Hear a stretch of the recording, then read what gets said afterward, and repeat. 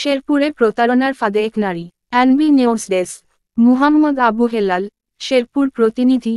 শেরপুরে সদর উপজেলার চরমুচারিয়া ইউনিয়নের হরিণধরা গ্রামের মোহাম্মদ ইদ্রিস মিয়ার মেয়ে মোছা সাদিয়া আক্তার কাতার প্রবাসী।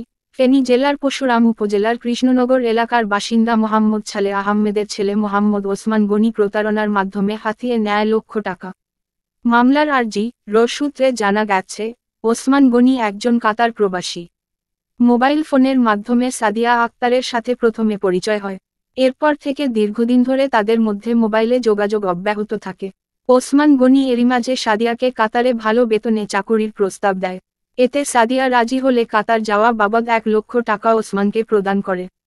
এর মধ্যে ওসমানের নিকটতম বন্ধু আবু তাহেরের নামে প্রথমে অগ্রণী ব্যাংক ফেনী জেলা শাখার হিসাব নং 02000008302002 তাম ২২ এপ্রিল ২৪ এর অনুকূলে ৫০,০০০ টাকা প্রদান করে। পরবর্তীতে ওসমানের নিজ নামে ইসলামী ব্যাংক ফেনী জেলা শাখার হিসাব নং -2997 এর অনুকূলে আরও ৫০,০০০ টাকা নগদ প্রদান করে মোট ১ লাখ টাকা প্রদান করেন। পরবর্তীতে ওসমানী কাতার থেকে দেশে ফিরে এসে সাদিয়াকে নিয়ে যাওয়ার কথা থাকলেও ওসমান তাকে বিদেশ নিতে অস্বীকার করে। এমতাবস্থায় ওসমানের কাছে সাদিয়া আক্তারের দেয়া ১ লাখ টাকা ফেরত চাইলে ওসমান সাদিয়াকে নানা ধরনের হুমকি দেয়।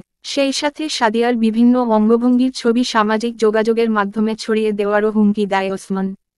পরে সাদিয়া আক্তার বাদী হয়ে শেরপুর সিআর আমলি আদালতে ওসমানকে আসামি করে একটি মোকদ্দমা দায়ের করেন, যাহার নং 1009/24 ধারা 406/420 আদালত ইতোমধ্যে ওসমানের বিরুদ্ধে আগামী 23 সেপ্টেম্বর 2024 সমন জারি করা হয়েছে বলে তার আইনজীবীর সূত্রে বিষয়টি নিশ্চিত হওয়া গেছে।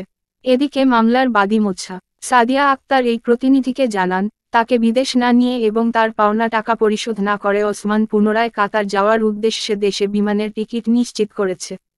প্রতারক ওসমান আদালতে দেয়া সময়ের আগেই যেন বিদেশ যেতে না পারে এই বিষয়ে ন্যায় বিচার পেতে ভুক্তভোগী সাদিয়া আইনশৃঙ্খলা বাহিনীর হস্তক্ষেপ কামনা করেছেন। আবু হেলাল, শেরপুর।